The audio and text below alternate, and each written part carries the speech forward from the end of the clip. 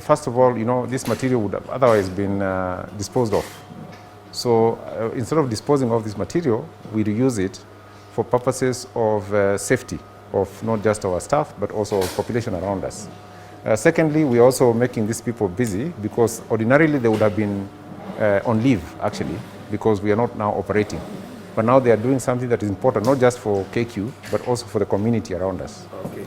We got a manual from the World Health Organization that actually directed us on what we need to have, the quality of the material we need, because it really specified the material that's supposed to be used for the mask. And we had to go to KEBS, Kenya Bureau of Standards, who has to give us a go-ahead that we are allowed to produce the masks for our consumption. And we had also to test the material that we have, if it is suitable for production.